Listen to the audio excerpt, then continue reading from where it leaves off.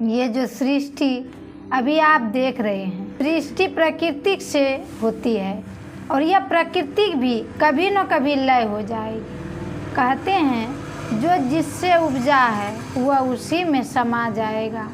सृष्टि में कोई भी अविनाशी नहीं है। अगर कोई ऐसा है तो ईश्वर है। हेलो दोस्तों, हमारे इस YouTube चैनल पर एक बार फिर से आप सभी का स्वागत है। हमारे परम वैज्ञानिक संत सद्गुरु महर्षि मेही परमहंस जी महाराज कहते हैं कि संसार के सभी पदार्थ बदलते हैं, सभी किसी न किसी आधार पर रहते हैं, सभी में विनाश का गुण है। अपनी देह को देखिए, पहाड़ पर्वत को देखिए, सभी आधार पर है। हम सभी पृथ्वी पर हैं और पृथ्वी भी आधार पर ही है। चाहे आप पौराणिक बातें लीजिए तो कहेंगे कि शेषनाग पर है। यदि विज्ञान को लीजिए तो कहेंगे कि यह सूर्य के आधार पर है। बिना आधार के कोई भी नहीं है। ये बिल्कुल बदलते हैं, कभी न कभी इनका नाश हो जाता है। बहुत दिनों के बाद ब्रह्मा भी नहीं रहते। ब्रह्मा के दिन में सृष्टि होती है और रात में विनाश। इसी तरह सृष्टि चली आ रही है। कब तक इस तरह बदलती रहेगी इसका ठिकाना नहीं। कोई कहते हैं कि जिससे यह सृष्टि होती है वह भी नहीं रहेगी। सृष्टि प्राकृतिक से होती है, प्रकृति भी कभी न कभी लय हो जाएगी। कहते हैं जो जिससे उपजा है वह उसी में समा न जाएगा। सृष्टि में कोई भी अविनाशी नहीं है।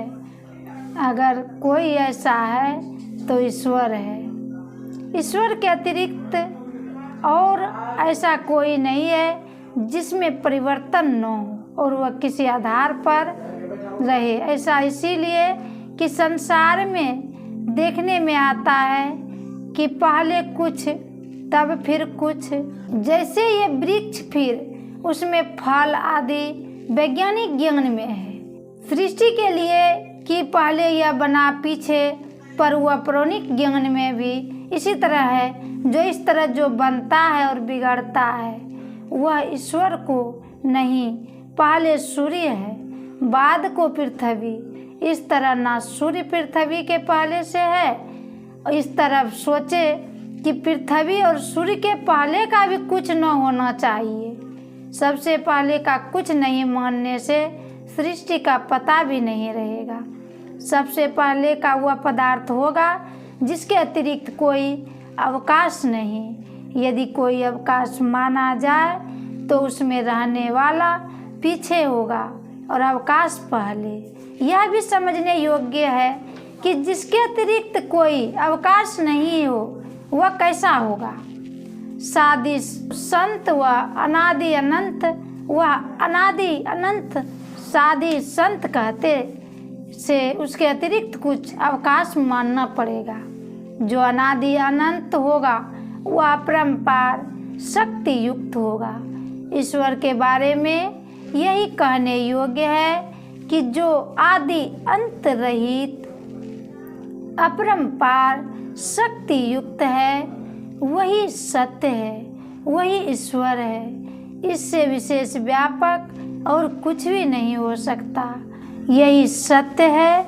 इसका संग हो इसको सत्संग कहते हैं। इतनी ऊंची बात को ख्याल में लावे तो मन हैरान हो जाता है कि वह सत्य कहाँ है और उसका संग कैसे होगा।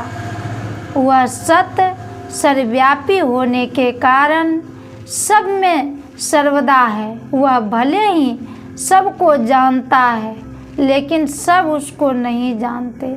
मनुष्य से ऊंचे रहने वाले देवता भी स्वस्वरूप उसको पहचान नहीं सकते। जब कोई उस सत्य के लिए ज्ञान कहता है तब समझ में आता है, लेकिन उसकी प्रत्यक्षता नहीं होती। विश्वास नहीं होता कि उसका संग हमको होता है। यद्यपि यह सर्वव्यापी है, तो यदि प्रत्यक्ष हो जाए तब बात ही क्या, सो होता नहीं है। प्रत्यक्ष नहीं जानने के कारण उसका संग हो रहा है। विश्वास नहीं होता कि प्रत्यक्ष नहीं होने के कारण जिसको हम सत्संग कहते हैं संसार में होने योग्य नहीं मालूम होता। लेकिन यदि सर्वव्यापी को पहचान ले तब सत्संग होगा। इसके बिना हम लोग जो यहाँ एकत्र हैं, यह सत्संग कैसा सत्संग नहीं है। यह भी कहा नहीं जाता, क्योंकि उस सत्य के विषय में हम लोग समझने बूझने को एकत्र होते हैं, चर्चा करते हैं, इसीलिए यह भी सत्संग है। लोग कहेंगे कि सत्संग से लाभ क्या होता है। किसी काम के करने से लाभ हो तब उसमें प्रेम होता है।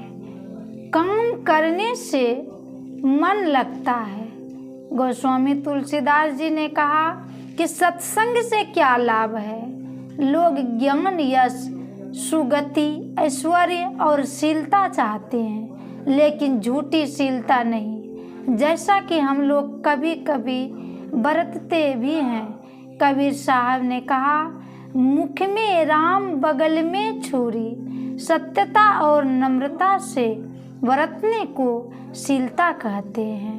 कथा है कि एक बार जब इंद्र का राज छिन गया था, तब उसने देवगुरु बृहस्पति जी से उनकी पुनः प्राप्ति के लिए उपाय पूछा। संयुक्ति बताने में बृहस्पति जी को असमर्थ पा इंद्र ने दैत्य गुरु शुक्राचार्य से जिज्ञासा की। शुक्राचार्य ने कहा कि तुम प्रहलाद की सेवा करो, और जब वह तुम्हारी सेवा से प्रसन्न होकर कुछ मांगने के लिए तुमसे कहे, तब तुम उनसे कहना कि आप अपनी शीलता मुझे दीजिए। शुक्राचार्य की युक्ति इंद्र को भाई। उसने छद्मवेश में प्रहलाद के दरबार में जाकर विविध सेवा करने आरंभ कर दी। कुछ दिनों के पश्चात इंद्र की सेवा से प्रसन्न होकर एक दिन प्रहलाद ने कहा कि तुम कुछ वर मांगो जो तुम चाहते हो। इंद्र ने कहा, आप अपनी शीलता दीजिए। प्रहलाद समझ गए। उन्होंने कहा, आप इंद्र हैं, मेरे गुरु महाराज ने आपको सिखाया है कि मैं अपनी शीलता तो आपको दूंगी ही, साथ ही आप अपना राज्य भी ले लीजिए। गोस्वामी तुलसीदास जी कहते हैं, मति कीरति गति भूति भलाई, जब जे ही जतन जहाँ जे ही पाई, सो जंगनब सत्संग प्रभाऊ, लोक कहूँ वेदनो आन उपाऊ। सत्संग से क्या नहीं मिलता है। आप मनुष्य हैं, आपको जो मिलना चाहिए सभी सत्संग से मिलते हैं। मनुष्य हैं, आप ज्ञान नहीं है तो किस काम का है। वह यश नहीं है और यशी है, उसका जीवन किस काम का है। मनुष्य शरीरधारी जीव को ये पांचों बातें चाहिए। सत्संग के बिना इसका मिलना नहीं हो सकता है। देव बृहस्पति जी महाबुद्धिमान ज्ञान देवता थे। उनके पास इंद्र गए, गोया सत्संग किया। शुक्राचार्य के पास इंद्र गए, वहाँ भी सत्संग हुआ। प्रहलाद की सेवा में इंद्र रहे तो ईश्वर भी लाभ हुआ। सत्संग से बढ़कर कुछ है, कहा नहीं जा सकता। हम लोग ईश्वर की चर्चा करते हैं, यह सत्संग है। महात्माओं का, संतों का संग भी सत्संग है। प्रहलाद भी भक्त थे, उनका संग सत्संग हुआ। ऐसे महापुरुष नहीं मिले, तब कैसे सत्संग हो। ग्रंथों में उन महापुरुषों का ज्ञान है, उनके ज्ञान का संग भी सत्संग है। दूर दूर मित्र होते हैं, पत्र से समाचार जानते हैं, चिट्ठी आधी मुलाकात है। संतों का ज्ञान उनकी ओर से, उनके ग्रंथों के द्वारा हमको मिलता है। यह भी सत्संग है। इसीलिए हम लोग संतों का कोई न कोई वचन अवश्य पाठ करते हैं। हमारे सत्संग का यह आधार है। कोई बुद्धिमान कहते हैं कि किताब पढ़ने की क्या ज़रूरत है, जो तुम जानते हो कहो। मैं कहता हूँ कि तुलसीदास जी आदि संतों के सामने मेरा ज्ञान तुच्छ है। उनका ज्ञान लेकर मैं कहता हूँ तो इसमें क्या हानि है। आप विद्वान हुए हैं, कॉलेजों में और विद्यालयों में दूसरे की किताबें पढ़कर ही। उत्तर भारत में भगवान बुद्ध के बहुत बार, कबीर साहब पूर्व में, गुरु नानक साहब पश्चिम में हुए, काशी में कबीर साहब भी और गोस्वामी तुलसीदास जी भी दोनों हुए। उत्तर भारत में सूरदास जी महाराज भी हुए। ये सब संत ऐसे हुए हैं कि इनके प्रवचनों के द्वारा हमको सत्संग हुआ करता है। इसीलिए सत्संग के वास्ते हमारे गुरु महाराज जी भी सद्ग्रंथों का सहारा लेते हैं। हमारे गुरु का ज्ञान हमसे कितना अधिक था, ठिकाना नहीं। जब वे ग्रंथों का सहारा लेते हैं और हमको भी आदेश दे गए हैं। भगवान श्री कृष्ण ने महाभारत युद्ध में अर्जुन से कहा था कि तुम किसको मारोगे। कुरुक्षेत्र के मैदान में जितने लड़ने आए हैं ये पहले नहीं थे और नहीं पीछे रहेंगे, ऐसी बात नहीं। शरीर बदलता है, आत्मा विनाशी है। इस शरीर में जीवात्मा है और शरीर के बंधन में है। शरीर के बंधन में रहने से क्या होता है यह सबको मालूम है। कभी सुख कभी दुख दिन रात की तरह आते जाते रहते हैं। कभी लगभग 14 घंटे की रात और कभी 14 घंटे का दिन होता है, लेकिन बराबर 9 रात रहती है और 9 दिन रहता है। उसी तरह दुख कभी अधिक कभी कम। कभी पांडव बड़े सुख में थे और कभी भीख भी उन्होंने मांगी। कभी नौकरी भी की। नौकरी में युधिष्ठिर ने भी मार खाए और द्रौपदी ने भी, महारानी सीता भी रोई। एक बार कौन कहे 2 बार। संपदा व आपदा किसी का विश्वास नहीं करो कि यह सदा रहेगी। यह तो प्रत्यक्ष अपने देश में हुआ। अंग्रेज की बात में भाग गए। जमींदारों की जमींदारी चली गई। बहुत ज़मीन भी अब किसी के पास नहीं रहने को। कभी भारत बड़ा धनी था और अब भारत श्रेणी है, लेकिन सदा श्रेणी रहेगा ऐसा नहीं। इस शरीर में कभी सुख दुख होता है। संपत्ति में बाहर में तो अच्छा लगता है, लेकिन अंदर जलता रहता है। गोस्वामी तुलसीदास जी ने कहा है कि द्रव्यहीन दुख लहहि दुसह अति, सुख सपने हूँ नहीं पाए, उभय प्रकार प्रेत पावक ज्यों, दुख प्रद श्रुति गाए। धन होने और नहीं होने दोनों तरह में दुख है। धन नहीं है तो जलते हैं और धन हो गया तो जैसे भूत चढ़ गया है, चैन नहीं लेने देता। जो सब राष्ट्र व एक ही राष्ट्र बड़ा धनवान है वह चुपचाप रहे, लेकिन चुपचाप रहता कहाँ है। उसको भूत लगा है। अपने ऐश्वर्य को बढ़ाने के लिए भारत कहता है कि हमारे पास धन नहीं है, इससे दुखी है। और अमेरिका कहता है हमको अमित धन है, धन के भोगों से बचाओ। वह भोग के मारे पागल हो रहा है। इस तरह धन सुख देने वाला नहीं, सुख कहने मात्र का है, यथार्थ में नहीं। जो मन और इंद्रियों को सुहाता है वह सुख, और जो मन इंद्रियों को नहीं सुहाता वह दुख है। इस सुख में मन इंद्रियों की तृप्ति नहीं और दुख में अशांति रहती है।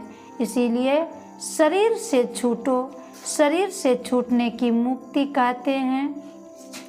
आप कहेंगे कि शरीर से छूटना तो मामूली बात है, जहर खा लो छूट जाएगा, अथवा सब्र करके रहो तो कुछ दिनों में 10, 20, 40 वहाँ 100 वर्षों में छूट जाएगा।